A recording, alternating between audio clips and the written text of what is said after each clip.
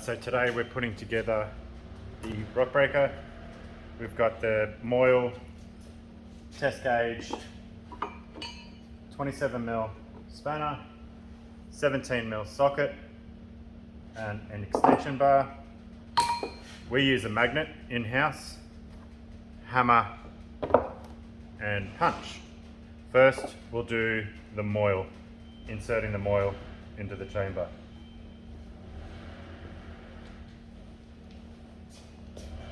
Undo the side, one completely off, second one just loose, this one, the top completely off, and the side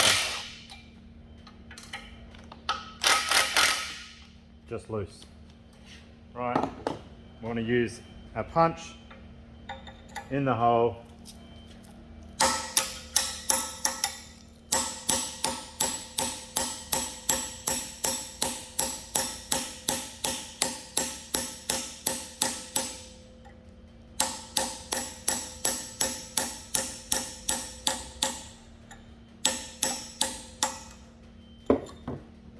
Now you'll see the tooling pin drop a little bit.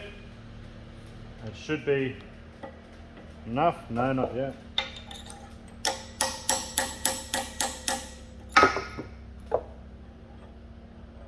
To take the tooling pin out.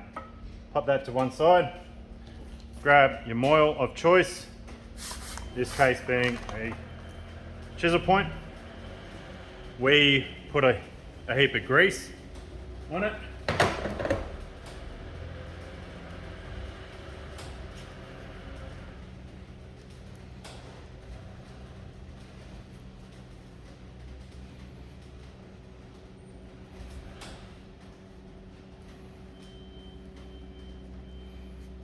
Flat part with this part, the tooling pin in.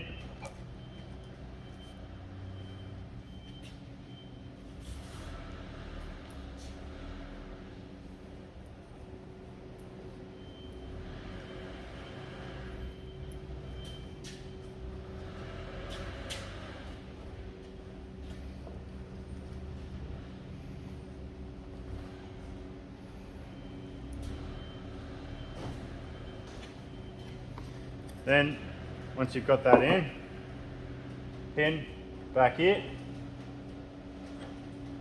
twist the Moyle. Once you've got it in place, it'll help it hold that tooling pin in, and just hit that split pin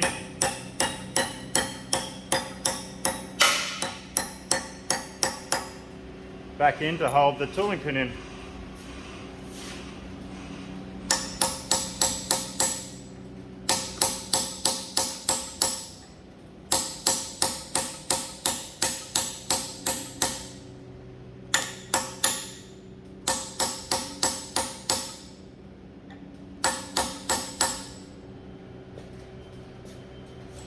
Once you've got that in, put it all back together.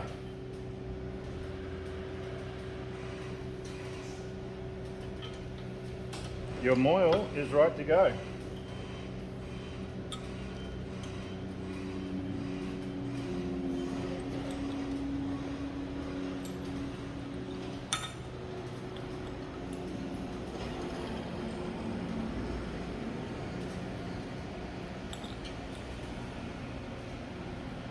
Under here is a greasing point. There's a grease nipple in there. When you grease these hammers, make sure that the Moyle is pushed firmly up into the cartridge, and then pump heaps of grease into there. More the better.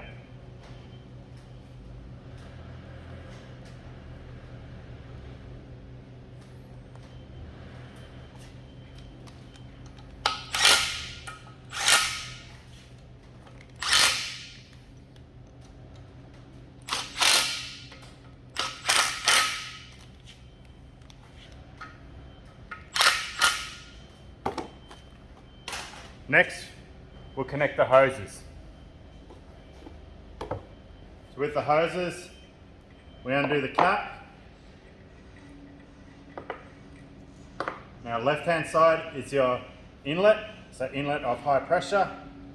Right hand side is your outlet, outlet of low pressure. You'll have your hoses that'll be terminated at the other end. Match them up with your excavator. Do not cross the hoses over on your excavator. If you find that we've done a pre-delivery for you and that they do cross over, just undo them here and swap them back around. 27mm spanner, nice and tight. The other one on.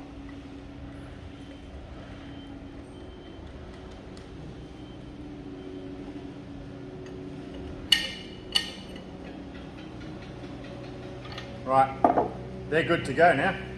Last but not least, you will not need to check it because we'll have it charged at factory, but if you find the hammer isn't working as per day one that you purchased it, you may need to charge the nitrogen within this chamber here. I'll just show you quickly how to check the PSI level in this chamber. Please, if you don't know what you're doing, do not touch it.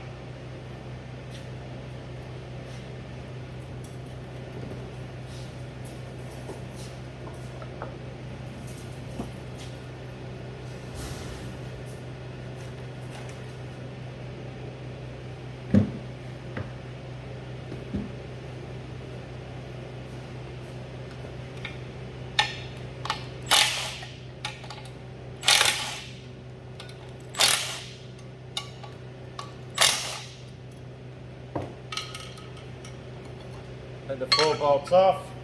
Underneath it, I'm not sure if you'll be able to see, but there'll be a bolt in there. 17mm socket.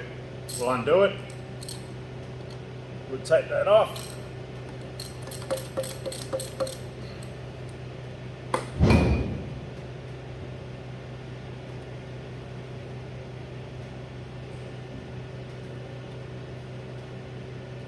That's the bolt that you get in there.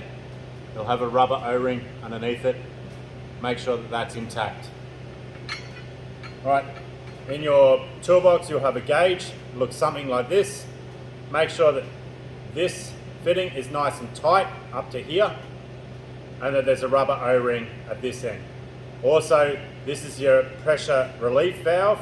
Make sure that's done up.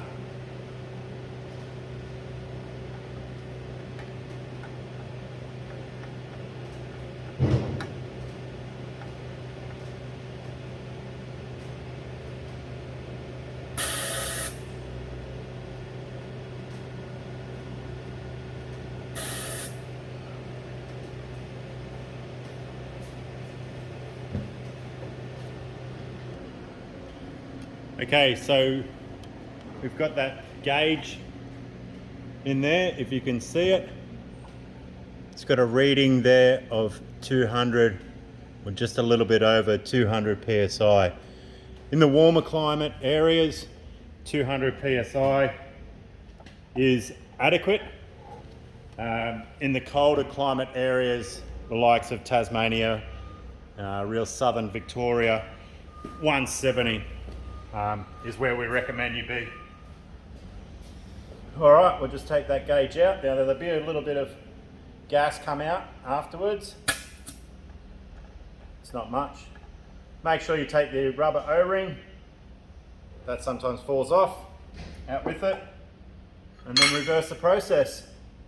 Put it back together. Now you're only doing this if you find 12 months down the track, 2 years down the track, that the breaker is not acting the way it was from day one. Like I said before, from factory or from the workshop here, we actually send them out at the correct PSI rating within the chamber. So you shouldn't ever have to touch that area.